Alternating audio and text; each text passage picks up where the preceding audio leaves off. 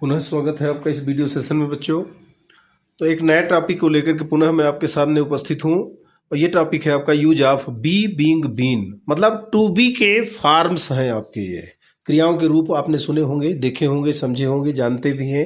क्रियाओं के रूप होते हैं। तो एक वर्ब होती है बी। बी का मतलब होता है होना। इसके कई रूप होते हैं। बेस फॉर्म आपके स्टार्ट होगी, फिर फर्स्ट फॉर्म होगा, फिर सेकंड फॉर्म होगा, थर्ड फॉर्म होगा, फोर्थ फॉर्म भी जानते हैं।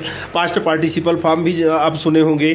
फ्यूचर में क्या होगा उसका रूप, उसको बोलते हैं। इन्फिनिटिव के रूप में किस प्रकार प्रयोग करते हैं और जेरंड के रूप में किस प्रकार से प्रयोग करते हैं। तो एक नया टॉपिक, एक सीरीज मैंने स्टार्ट की है यहाँ पर, use of be being been की, जो 4 भागों में वीडियो आपको मिलेंगे। ये पार्ट 1 है, वीडियो क्रमांक 1, use of be being been का।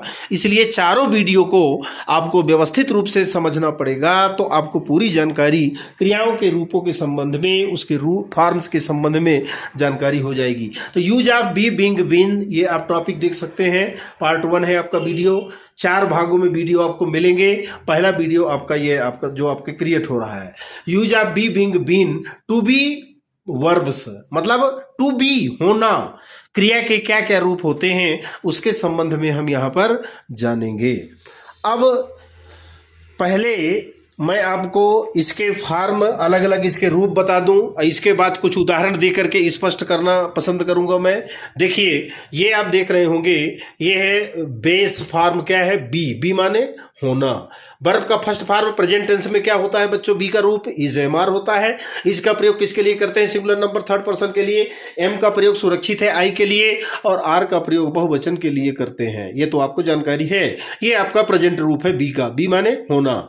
इसके बाद B2 माने second form of the verb, past जिसको कहते हैं, वो वाज और वर का प्रयोग होता है। तो वाज का प्रयोग सिंगुलर नंबर के लिए और वर का प्रयोग प्लूरल नंबर के लिए होता है।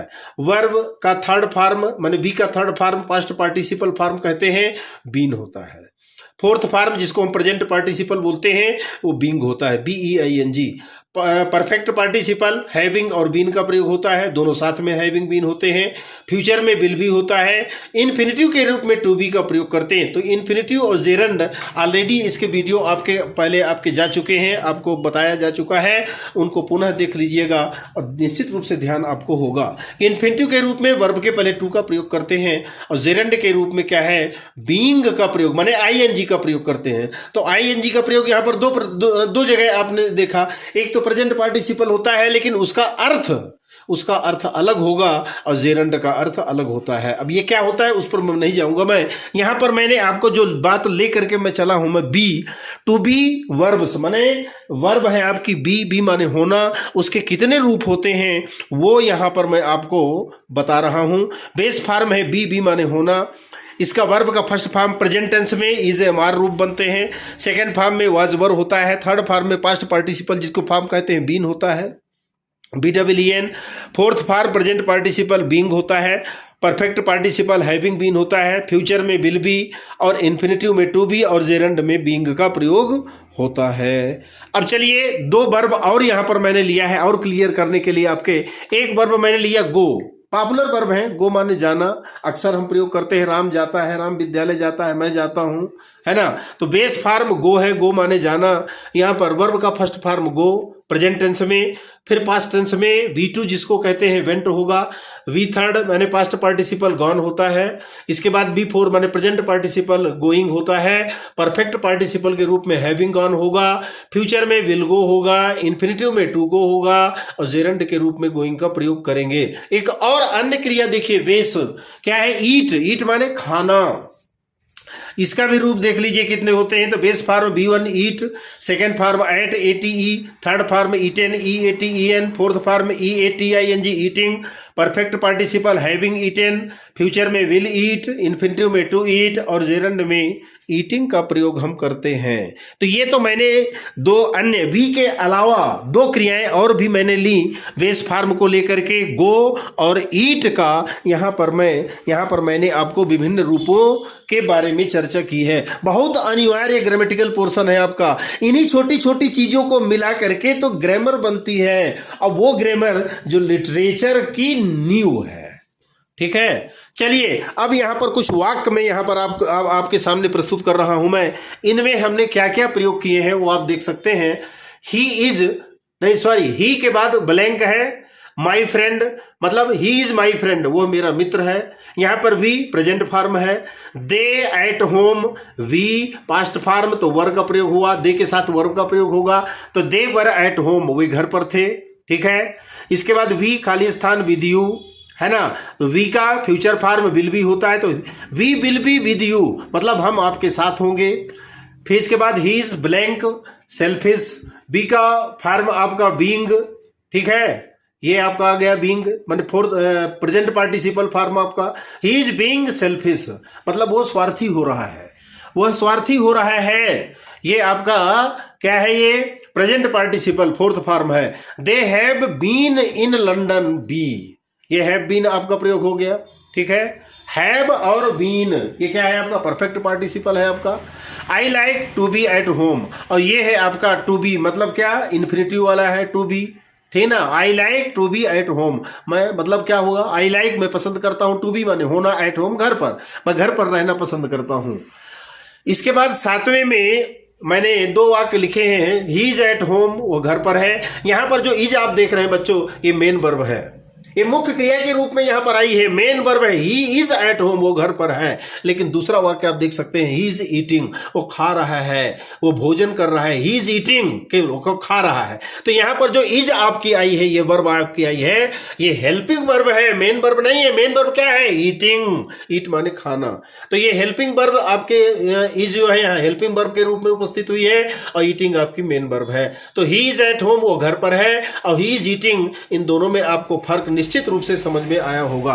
तो बच्चों मेरे कहने का ये एक चैप्टर या एक टॉपिक शुरू करने का मकसद क्या था कि बी बीइंग बीन की तरह हम अन्य क्रियाओं के रूपों को भी जाने, कम से कम इसी बहाने क्रियाओं के रूप याद होंगे, उन क्रियाओं के विभिन्न रूपों के विषय में हम जाने, क्योंकि अन्य प्रकार से माने विभिन्न प्रकार के जो रूप होते हैं उनका सभी का कहीं ना कहीं हमको प्रयोग करना पड़ता है। तो उन प्रयोगों के विषय में याद हम केयरफुल रहें, हमको पहले से जानकारी रहेगी तो हम कभी भी धोखा नहीं खा सकते, गलती नहीं कर सकते। इसलिए मैंने यहाँ पर पहले आपको बी को लेकर के जानकारी दी, फिर गो की विषय में बताया, इसके बाद ईट के रूप को लेकर के, वर्ब को लेकर के मैंने उसके पूरे रूप बता दिए। इतने ही रूप होते हैं, इतना यदि आप कर लिए तो सब आपने जान लिया। मतलब क्या, बेस फॉर्म आपको जानकारी होनी चाहिए, फिर प्रेजेंट फॉर्म क्या है, पास्ट फॉर्म क्या है, पास्ट पार्टिसिपल क्या है, और इसके बाद प्रेजेंट पार्टिसिपल क्या है, परफेक्ट पार्टिसिपल में के रूप में क्या बनेगा, फ्यूचर के रूप में क्या बनेगा, इन्फिनिटिव में कैसे करेंगे, और जेरंड के रूप में किस प्रकार से करेंगे, ये यहां पर जानकारी मैंने दी। और 7 वाक्यों में मतलब कौन सी हमारी मुख्य क्रिया है, कौन सी हमारी हेल्पिंग वर्ब है, मतलब सहायक क्रिया के रूप में आई है, ये हमको यहां पर देखना अनिवार्य है। जैसे यहां पर 7वें वाक्य में ही इज एट होम, वो घर पर है, यहां पर इज जो है वो मेन वर्ब है, और ही इज ईटिंग, वो खा रहा है, यहां पर ये हेल्पिंग वर्ब है, क्योंकि ईटिंग ऑलरेडी आपकी मेन वर्ब यहां आ चुकी है। इसलिए ये जो 7 वाक्य मैंने आपके सामने यहां पर प्रस्तुत किए, इनको ब्लैंक में भरने का, खाली स्थान में भर करके वाक्यों को पूरा करने का केवल मकसद एक था, आपको क्या क्रियाओं के विभिन्न रूपों के विषय में जानकारी देना। तो यहां पर एक नॉर्मल ये आपका माने स्टार्टिंग है, ये पार्ट 1 में हम चर्चा शुरू किया है हमने। अब यहां पर क्या क्या बातें हैं, प्रेजेंट, पास्ट और फ्यूचर के रूप में कुछ एग्जांपल्स आपको बता देता हूं। प्रेजेंट में देखिए, ही इज अ बॉय, वह एक लड़का है, ठीक है। यहां पर ये इज का प्रयोग हुआ, ये मेन वर्ब है आपकी, ये देख सकते हैं। लेकिन यहीं पर मैं दूसरा आपको दिखा रहा हूं, he is eating the food, वो भोजन कर रहा है। यहां पर ईटिंग मेन वर्ब के रूप में है। मेन वर्ब को एक्टिव वर्ब भी कहा जाता है। एक्टिव वर्ब जिससे कुछ कार्य होता है, एक्शन होता है, एक्शन वर्ब, एक्टिव वर्ब नहीं, एक्शन वर्ब। एक्शन मतलब कार्य, एक्ट तो वर्ब है आपकी, एक्ट माने कार्य करना, एक्ट, एक्टेड, एक्टेड, लेकिन एक्शन का मतलब होता है कार्य, ठीक है। तो यहां पर ईटिंग जो ऑलरेडी आपकी मेन वर्ब के रूप में आ गई है, एक्शन वर्ब है, इसलिए इज यहां पर हेल्पिंग वर्ब के रूप में होगी। ही इज ईटिंग फूड, वो भोजन कर रहा है। ही इज अ बॉय, ये आपकी मेन वर्ब है इज यहां पर। और यहां पर दूसरे वाक्य में जो इज आई है वो हेल्पिंग वर्ब है, लेकिन क्यों, क्योंकि ईटिंग यहां पर मेन वर्ब के रूप में उपस्थित हुई है। ये तो प्रेजेंट की बात थी। पास्ट की बात करते हैं। ही वाज अ बॉय, ठीक, ही वाज अ बॉय, वो एक लड़का था, ठीक है। यहां पर वाज मेन वर्ब के रूप में है, लेकिन यहां पर देख लीजिए, he was eating the food, वो भोजन कर रहा था, ठीक है। यहां पर ईटिंग मेन वर्ब या एक्शन वर्ब है, और हेल्पिंग वर्ब के रूप में वाज का प्रयोग हुआ। फ्यूचर में देख लीजिए, he will be at home, वो घर पर होगा, he will be at home, वो घर पर होगा। यहां पर जो विल बी है ये बी का फ्यूचर रूप है, भविष्यत काल का रूप है, इसलिए मेन वर्ब के रूप में उपस्थित हुआ है। लेकिन दूसरे वाक्य में आप देख सकते हैं नीचे, he will be playing football, वो फुटबॉल खेल रहा होगा। तो इसमें प्लेइंग, प्ले, ये प्लेइंग जो है ऑलरेडी आपका एक्शन वर्ब है, मेन वर्ब है, इसलिए विल बी जो है वो हेल्पिंग वर्ब के रूप में यहाँ फ्यूचर माने भविष्यत काल के रूप में यहाँ पर इसका प्रयोग हुआ है। क्लियर?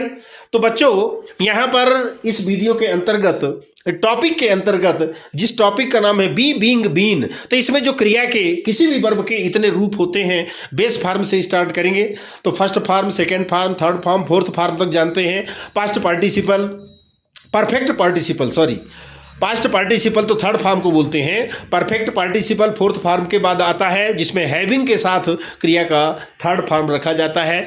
फ्यूचर में विल का प्रयोग होगा। इंडेफिनिट में माने इन्फिनिटिव में वर्ब के साथ टू का प्रयोग होगा और जीरंड में आईएनजी का प्रयोग होता है। लेकिन दोनों में अंतर होता है, जो fourth form of the verb उसमें भी आईएनजी लगता है, जेरंड में भी आईएनजी लगता है, लेकिन दोनों में अंतर है। जेरंड के चैप्टर को आप देखेंगे, उस टॉपिक को देखेंगे, उस वीडियो को देखिए तो आपको सारी जानकारी हो जाएगी। तो बच्चों यहाँ पर use of be being been, to be verbs हैं ये। यहाँ पर 7 वाक्य भी मैंने लिए, बेस फॉर्म लेकर के बी को समझाया, इसके बाद गो को बताया, फिर ईट को बताया, और इसके बाद 3 वाक्य लेकर के प्रेजेंट, पास्ट, फ्यूचर के। ही इज अ बॉय, यहाँ पर मेन वर्ब है इज, लेकिन he is eating the food, भोजन कर रहा है। यहाँ पर इज जो हेल्पिंग वर्ब हो गई, सहायक क्रिया हो गई, मेन वर्ब की सहायता कर रही है, क्योंकि एक्शन वर्ब ईटिंग है। पास्ट में he is was a boy, ये मेन वर्ब है was. He was eating the food, यहाँ पर ये हेल्पिंग वर्ब वाज है और मेन वर्ब या एक्शन वर्ब ईटिंग है।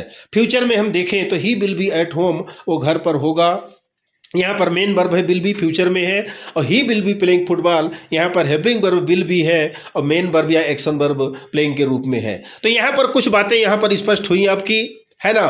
जो वर्ब का फर्स्ट फॉर्म है, वर्ब का सेकंड फॉर्म है, थर्ड फॉर्म, फोर्थ फॉर्म, खास करके हैविंग माने जो परफेक्ट पार्टिसिपल है उसका फ्यूचर फॉर्म किस प्रकार से, इन्फिनिटिव फॉर्म किस प्रकार से, जेरंड का पहले भी जानकारी हो चुकी है, लेकिन फिर एक रिमाइंडर के रूप में आगे आने वाले वीडियो में। तो अभी ये पहला आपका वीडियो था use of be being been का, इसलिए आपसे आग्रह ये है कि आगे भी जो मैं वीडियो क्रिएट करूंगा सेकंड नंबर इसी टॉपिक पर, मैंने पार्ट 2, 3, 4 4 वीडियो में पूरा आपका टॉपिक में समाप्त करूंगा, आपको पूरी जानकारी दूंगा।